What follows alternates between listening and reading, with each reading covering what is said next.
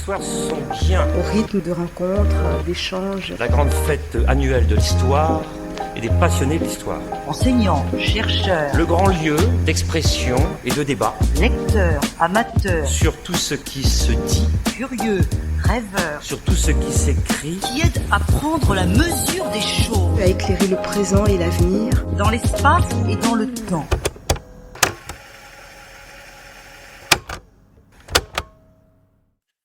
Quand, le 20 juillet dernier, Francis Chevrier me pressait de trouver un titre à cette conférence que les rendez-vous de l'histoire souhaitaient me voir faire dans le cadre de l'homme et l'environnement. L'homme et l'environnement, quelle histoire, mais j'y mettrai un point d'exclamation.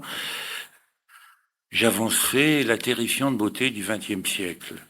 Et je n'imaginais pas que les événements, en quelque sorte, faisaient de cette intuition quelque chose de prémonitoire.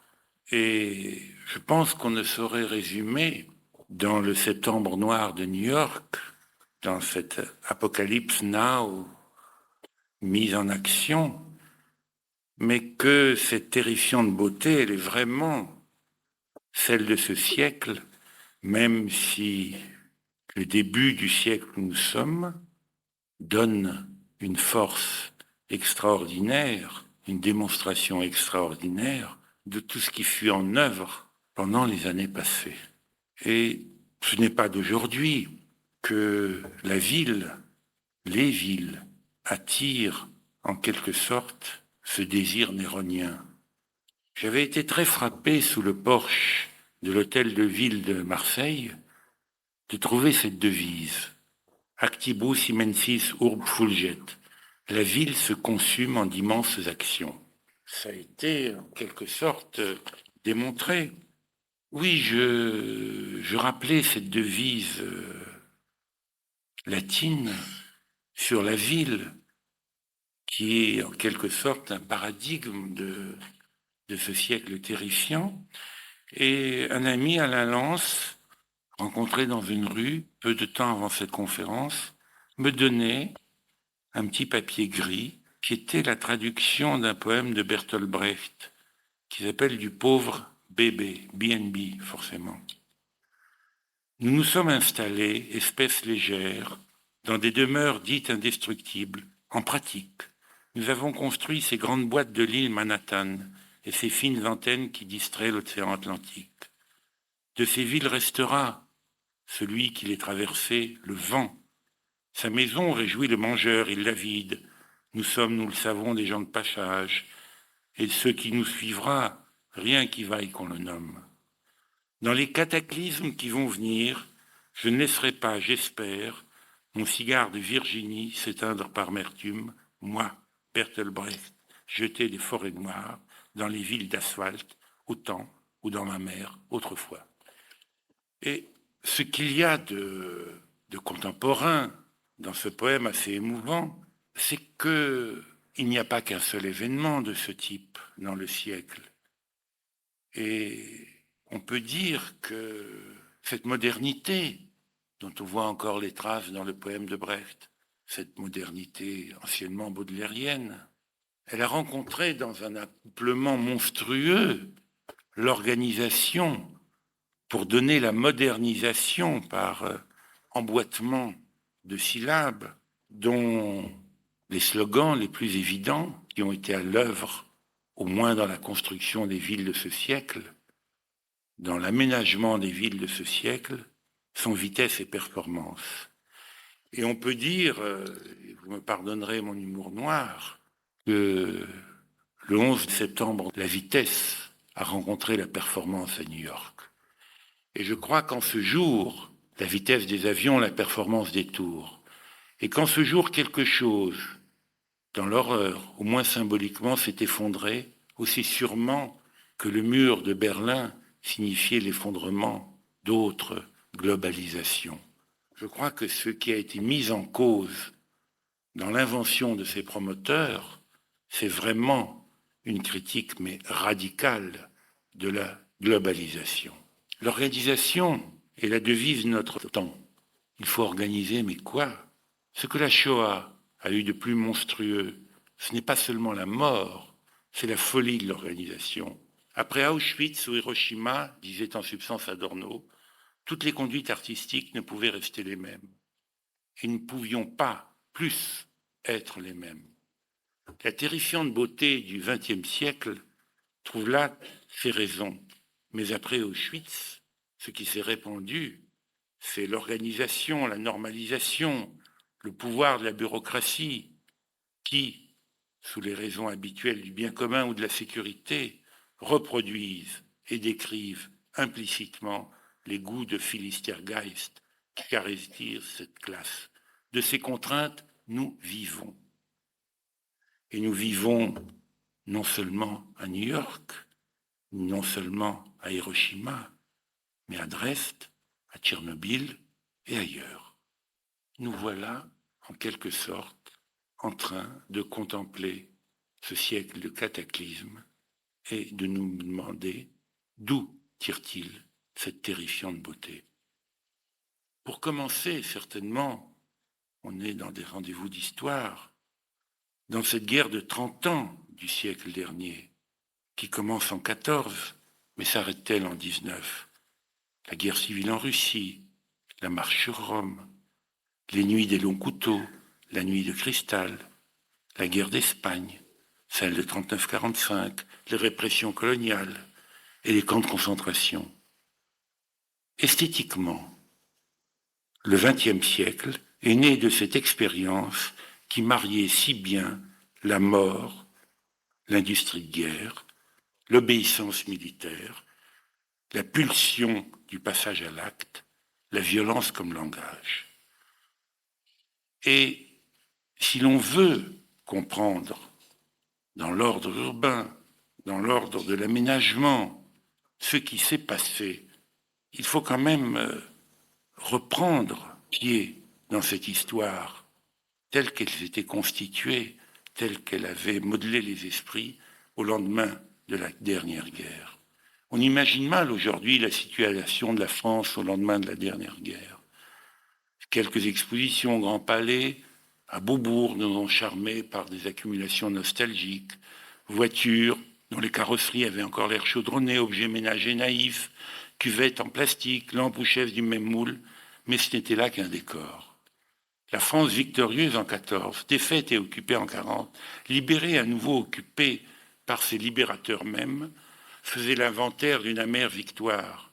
Ses infrastructures et ses villes jetées à bas par les bombardements aériens et la guerre terrestre. Séisme matériel et tout autant moral de la collaboration qui s'accompagnait du discrédit des leaders politiques ou culturels, ceux de la République des notables, décrits par Daniel Halévy. Séisme politique, avec le vote du tiers, puis durablement du quart des Français pour le Parti communiste. Passé le round d'observation de la reconstruction dite à l'identique, la production massive d'infrastructures, de logements, d'équipements fut décidée. Les milliards de dollars du plan Marshall, les bénéfices de la productivité, l'expansion économique de l'Europe d'après-guerre favorisèrent l'émergence d'une politique étatique planifiée. Le planisme français fut une forme réussie, si l'on veut, du soviétisme. Entreprise générale, bureau d'études techniques, commande directe de milliers de logements, les UP à quelques dizaines d'architectes. En quelque sorte, les désastres de la guerre rendaient acceptable la destruction de tout ce qui n'était pas en état de marche, et la France de 48 était cruellement dépourvue de baignoires, de WC, l'eau n'y était pas courante dans les logements. Et on pourrait inverser pour décrire cette situation et l'issue stratégique, politique qui lui fut donnée, la formule de Clausewitz en la renversant. La politique urbaine, c'est la continuation de la guerre par d'autres moyens. À Berlin, ville pourtant démolie par les combats et les bombardements, les démolitions de l'après-guerre, notamment de chefs-d'œuvre absolus, la gare de Anhalt, approchent celle de la guerre. L'idée industrielle, la production de masse de tanks, de camions, de Liberty Ships, de ponts Bailey s'impose pendant les 30 Glorieuses, en France, mais également dans toute l'Europe. Cette utopie industrielle réalisé par une technique rudimentaire. Les planches en béton des travaux publics, en quelque sorte contre les tôles automobiles de Jean Prouvé, parce que les deux idéologies sont en débat à la Libération. C'est Pleven contre Mendès France, c'est l'automobile contre le logement. Mais bizarrement, c'est l'automobile qui est favorisée dans sa production de masse, et c'est le logement qui aurait pu se prévaloir des raffinements de la technique automobile qui est construit un peu plus tard par les méthodes les plus agricoles. Au fond, le méta-artisanat tant prôné par Prouvé et battu par l'outillage lourd, les grues, les frustes et une main-d'œuvre, je disais agricole, mais non seulement agricole, importée. Près de 4 millions d'immigrés transitent par les chantiers du bâtiment pour acquérir le peu de discipline et pouvoir être recyclés dans les usines chimiques ou automobiles. Et né à cette occasion, dans ce beau challenge, comme on entendait dire dans les discours de l'époque, un type nouveau, l'ingénieur des âmes staliniens, le technicien français. Les logiques de chantier s'imposent, au fond ce qu'on appelait les tours et les barres, mais la logique de chantier est plus importante que les formes qu'elle produisait, s'impose contre le terrain et son histoire. Et j'évoquais déjà l'histoire de la jupe de Chambéry, faite pourtant par l'un des architectes les plus intéressants de son temps, Jean Dubuisson, un des meilleurs projeteurs de logements. Et il me racontait, c'était au retour des rapatriés d'Algérie, je n'avais pas le temps. Pendant que le projet se dessinait, on rabotait le site. Fermes et bosquets, adieu vaches, cochons, couvées, du passé faisant table rase. Et pendant ce temps-là, pendant que les scrapers réalisaient la planche à dessin parfaite, la tabula rasa, la terra incognita, Dubuisson, à toute force, assemblait les Grecs de sa composition, certes savante, mais dans quelle hâte. Au fond, vitesse et performance, celle dont nous parlions, versus temps et sens, contre le temps de l'histoire et le sens des symboles de la société. Mais pendant ce temps aujourd'hui uni, près de 10 millions de personnes sont devenues, grâce à ces logements, au confort qu'ils avaient, à la surface nouvelle qu'ils avaient, des amateurs éclairés, des amateurs nouveaux, des amateurs revendicatifs, parce que ces 3 millions de logements construits, à peu près 100 mètres carrés de surface brute par logement, c'est une masse énorme, nouvelle, tout d'un coup, qui arrivait, mais comme un lapin dans un boa, qu'il avait du mal à digérer, dans un pays où le temps de renouvellement est lent de la totalité du stock construit est de l'ordre de 400 années, évidemment. Dans cette moyenne, il y a la cathédrale de Chartres et la baraque Villegrain de l'entre-deux-guerres. Mais le temps de renouvellement français, pour des tas de retards historiques que d'autres ont mieux analysé que moi, est très lent. Et tout à coup, dans cette lenteur, dans ce retard, arrive cette masse qui déforme le tuyau dans lequel elle passe. On dénigre aujourd'hui l'habitat collectif. On oublie qu'en 1950, l'essentiel de la banlieue n'avait pas 20 ans. Les ronds-points n'étaient pas fleuris, ils n'étaient pas.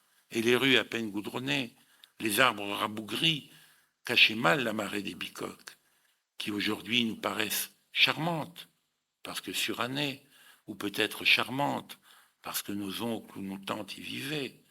Pourtant, ce sont elles, ces bicoques, que Corbu, dans ses démonstrations, barrait de croix rageuses. Si les lotissements loucheurs de la plaine de France ne stérilisaient que des terres agricoles, celles nécessaires à la nourriture du monde, c'étaient les meilleures terres à blé de l'île de France. Le saccage des coteaux à Meudon, Sèvres, Saint-Cloud, Rueil, celui des vallées de la Seine ou de la Marne, est plus dur à avaler. La pure abstraction des maquettes mondrianesques, séduisantes, tant qu'elles ne furent pas construites, semblait redonner de la fraîcheur, un contraste à ce tableau, en somme glauque, promettant, dans l'espacement des bâtisses, de laisser apparente la trame de la carte, l'empreinte du terroir. On sait ce qu'il en fut. On construisit les grands ensembles qui devaient laisser libre le reste du territoire, Et ce programme accompli, on remplit chaque interstice du village bien de chez nous, à la française, censé faire pièce à la collectivisation des locataires. Cette marée du village à la française occupe aujourd'hui 15 fois plus d'hectares que le terrain réservé au logement collectif. Ce lotissement généralisé des 15 fois plus d'hectares, c'est à peu près 1/5 de la surface de la France aujourd'hui, occupée par cela. On se dit que 95% reste libre. Ce n'est pas tout à fait vrai. Il y a quelques routes, quelques chemins de fer, des mines, des carrières, des usines, des casernes. Ce qui fait qu'aujourd'hui, phénomène extraordinaire, 10% de la surface de la France, il y a quand même quelques montagnes, quelques rivières, quelques côtes, sont occupées par ce que Le Corbusier appelait les établissements humains. Et la moitié de ce total est occupée par cette marée de nouvelles bicoques. Ce lotissement généralisé n'a même plus les avantages de la banlieue. La zone verte que décrivait Eugène Daby, ou les cités jardins nordiques, celle d'Henri Sellier, celle même construite après-guerre à Clamart par Robert Ozel. Et très franchement, si l'on revient à la naissance de l'habitat populaire, social ou propriétaire d'avant-guerre, ou aux grands ensembles de Marly, de Boulogne, comment admettre la coexistence de tous ces morceaux, une coexistence possible de toutes ces formations urbaines, parce que c'est aussi une question que l'on peut se poser.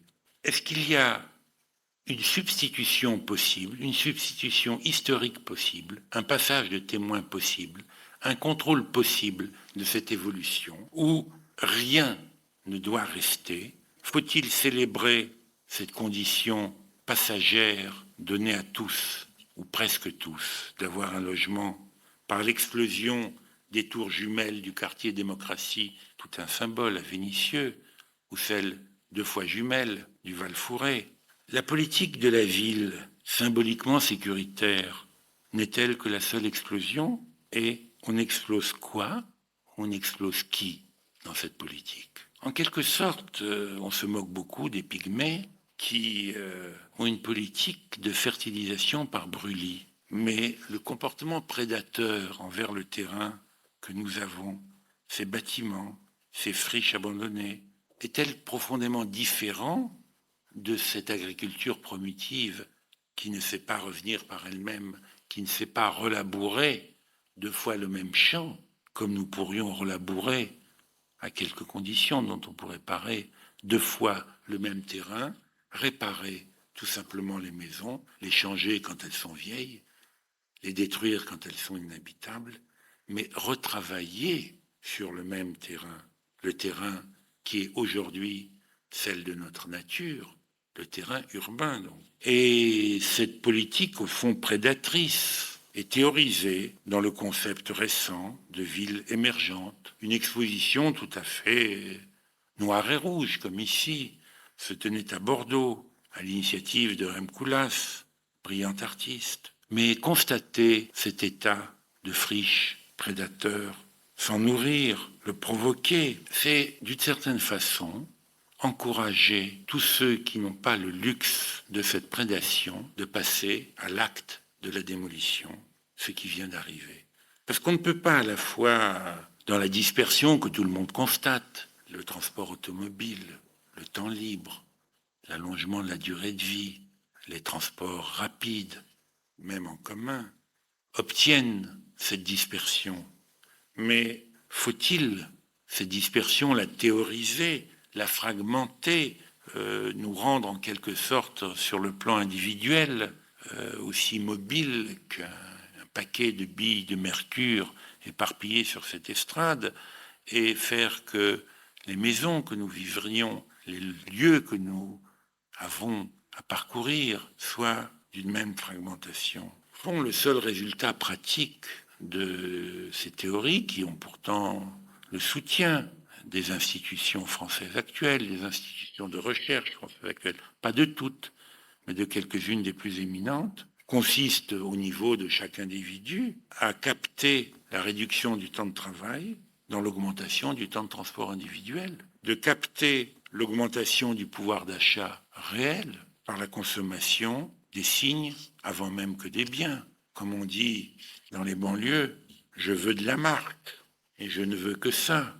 La naïveté des zones blanches de notre représentation du monde, parce que à Bordeaux, pour y revenir, il y avait des photos aériennes fantastiques de Lagos, cette espèce de cloaque où vivent ou meurent 15 millions de personnes, et avec la même délectation, le commentateur prenait l'exemple des encombrements qui étaient tels, il fallait à peu près 2 heures pour franchir un carrefour, qu'on avait le temps de faire son marché et d'acheter ses cigarettes pendant ce temps-là. Mais cette naïveté dans la représentation du monde est peu crédible aujourd'hui. On pourrait en quelque sorte à nouveau retrouver le parabole de la peau de chagrin balsacien. À chaque vœu égoïste, à chaque souhait insensé qui se réalise, la matière du monde se rétrécit en quelque sorte. Notre niveau de vie, celui de la ville émergente, s'il était partagé, serait celui d'1 milliard d'hommes. Or, nous sommes 6 fois plus, et certains pensent que nous pourrions être 10 milliards à la fin de ce siècle. Ce jour-là, la distribution équitable des ressources voudrait dire le Bangladesh comme référence pour tous. Ne nous cachons pas de nos responsabilités présentes devant le délai qui semble nous être donné. Et acceptons peut-être, avant, certes, de ne pas atteindre le niveau de vie du Bangladesh de gré ou de force, d'établir un autre rapport de notre nature urbaine avec le distendu de sa forme actuelle.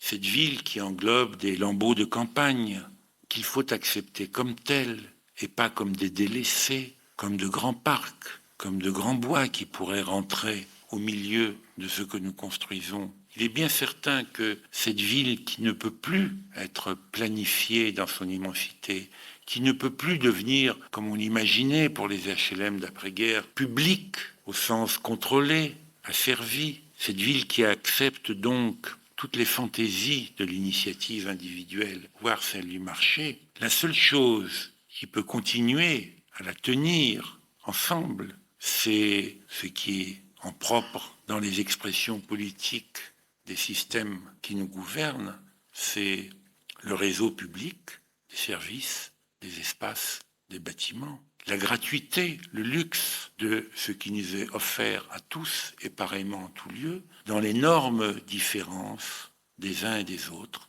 de la pauvreté des uns et de la richesse des autres. Mais ce réseau luxueux et gratuit, celui de l'enseignement pour tous, celui du logement pour tous, celui de la santé pour tous, celui de l'air et de l'eau pour tous, est peut-être la condition d'un exercice démocratique éventuel.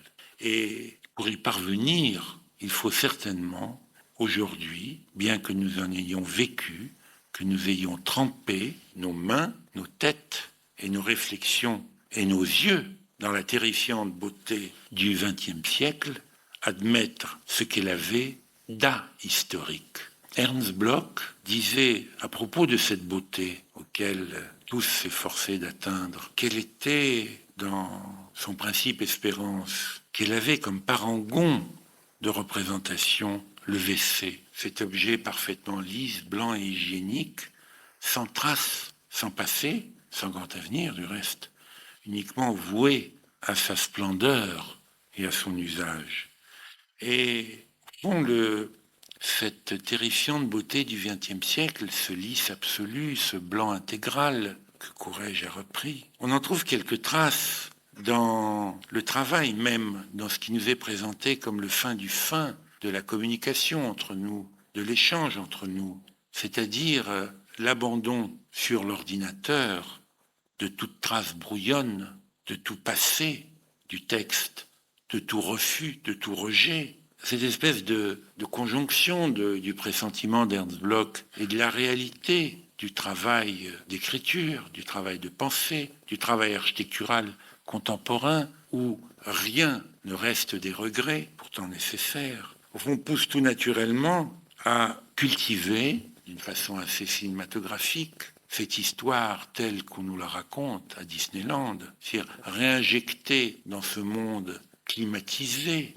purifier la patine du décor. Là aussi, de même que le luxe du réseau public est peut-être la condition du distendu actuel et qui n'est pas prêt de revenir à un état ancien, de même, dans cette situation d'immatérialité pressante, il est plus qu'important de reconnaître la matérialité des choses qu'il nous faut mettre en œuvre, qu'il nous faut savoir regarder, qu'il faut savoir coaguler et superposer. Je crois que, je le redirai peut-être, le seul intérêt de l'architecture, et pour peu qu'elle participe un peu à notre nature commune, c'est d'être une utopie concrète, cette concrétion, comme dit le mot en français, mais c'est comme les stalactites et stalagmites des grottes. Ce n'est pas très pur, c'est peut-être un peu chatoyant, mais c'est fait de grains, de rubans, de renflements. C'est la lente accumulation de signes, de formes, d'usages, d'histoires, de mémoire. Et c'est là, sous nos yeux, la ville du XXIe siècle. Si nous savons la voir, elle est là, sous nos yeux. Les fusées roses que Spirou dessinait dans les années 50 en nous laissant croire que c'est ce que nous allions voir. Non, nous ne l'avons pas vu. Certains le regrettent du reste, quand on voit certains bâtiments tenter de prendre la forme des dessins que leur architecte enfant regardait dans Spirou. Mais regardons tout simplement autour de nous la réalité possible, la réalité cultivée de la ville, de l'urbanité contemporaine, et exigeons-la, propulsons-la, réclamons-la, mettons-la en œuvre. Sans cela, la force morbide de l'image, le signe remplaçant l'usage, s'imposeront. Mais le seul espoir que j'ai en cette situation tragique, que le pathétique de New York le rendra plus difficile devant nos yeux défilés. Car ces restes, je pense que vous avez été frappés, tout comme moi, par ces quelques photos que Plantu a repris en première page du Monde, comme ces doigts d'acier rendus gothiques à nouveau, comme des restes de cathédrale par l'incendie du World Trade Center. Est-ce qu'on peut en reconstruire l'image forte, l'image morbide, comme cela le fut le cas récemment dans des projets prédateurs qui se réclamaient de la déconstruction des restes, comme lors dans une exposition internationale, le Japon présentait, jeté en vrac sur le sol, les restes du tremblement de terre de Kyoto pour en faire le centre le plus artistique, le plus esthétique de son pavillon. Peut-on, de même, en continuant cette politique des déchets, qui est déjà utilisée dès le lendemain de l'autre guerre par les Allemands, avec le Märzbild, peut-on assimiler les slogans tatoués sur de grands hangars dans les entrées de ville? Peut-on les assimiler au ready-made de Duchamp, en faire le prétexte d'une exposition à l'Institut français d'architecture?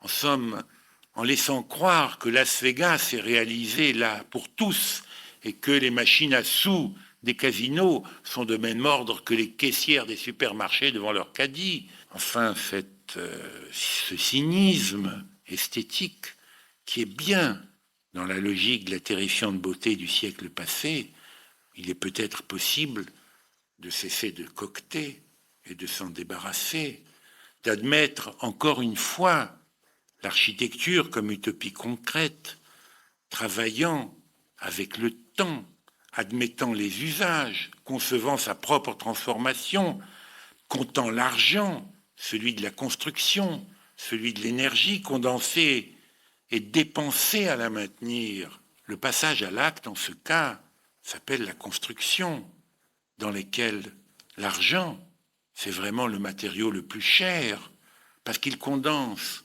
tant d'expériences passées, tant d'histoires passées, tant de savoir-faire présent au passé, tant d'intelligence et tant d'efforts. L'histoire pour les masses, disait Heiner Müller, c'est beaucoup de travail. Bien, ce travail, sous sa forme argentée, sachons aussi le mettre en œuvre, le représenter dans l'utopie concrète de notre ville contemporaine. Une telle approche durable dans son développement s'inscrit dans le long temps de la ville, non pas tout excitée, comme le chantait Trenet, mais confrontée, acceptant la violence contenue qui est en elle, qui est dans la jungle en elle des villes. La ville, pour une troisième fois, et presque pour conclure, est notre environnement naturel. La terrifiante beauté du XXe siècle, bâtie sur des ruines, triomphant des ruines, vidant les campagnes, agglomérant les bidonvilles, aux rives de tous les ports d'Afrique, d'Amérique et d'Asie, demande à être dépassée, pacifiée, admise. Mais pour cela, il faudrait peut-être que notre écologie, indignée et charitable, accepte sa maturité, devient donc urbaine et politique. Merci.